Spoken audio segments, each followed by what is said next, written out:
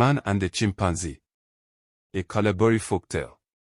Long ago, in a quiet village nestled between lush forests and flowing rivers, there lived a humble farmer and his kind-hearted wife. They were simple people, rich not in gold or silver, but in peace, love, and the joy of a newborn child. After many years of waiting, the heavens had finally blessed them with a baby, small, delicate, and dearly loved. One clear morning, the sun rose gently over the hills, bathing the village in golden light.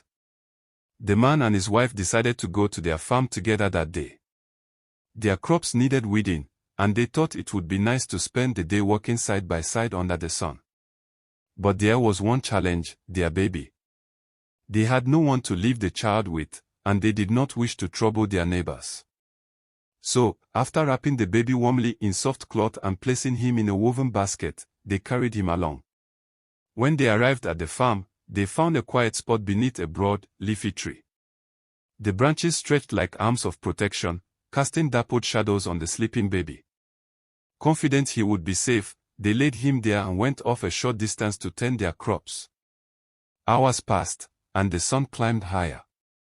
Birds sang overhead, and the couple walked, exchanging laughter and soft words. But suddenly, the wife glanced toward the tree and froze. There, standing quietly beside the sleeping baby, was a chimpanzee.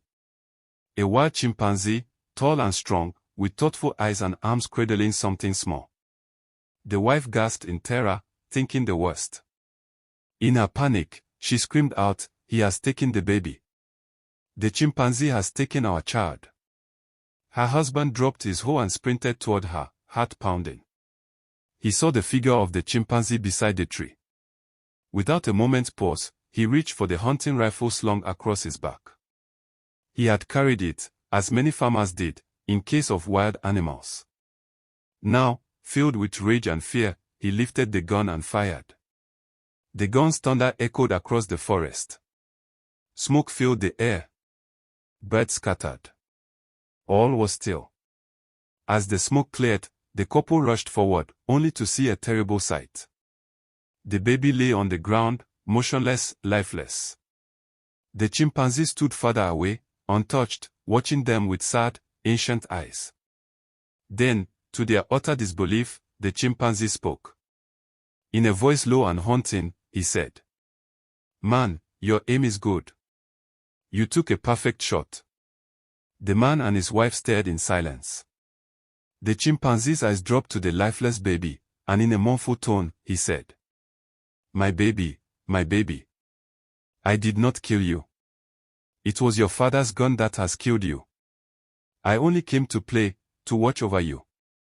But if the shot meant for me was a good thing, then let your child receive it." Tears filled the wife's eyes. Her knees gave way. The man dropped the gun and fell beside her, crushed by grief and guilt. The chimpanzee looked at them one last time, then turned and disappeared into the forest. The village never forgot that day. The story spread, passed from elder to child, from storyteller to listener. It became a warning and a wisdom, a tale told under moonlight fires. That fear without understanding can lead to destruction. That anger without thought can rob us of what we love most. And that sometimes, what we think is danger is merely misunderstood kindness. From that day on, the man and his wife became more reflective, more careful with judgment.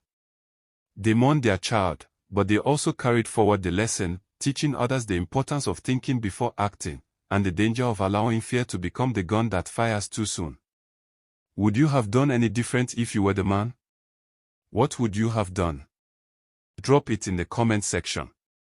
Like and follow for more African stories and proverbs.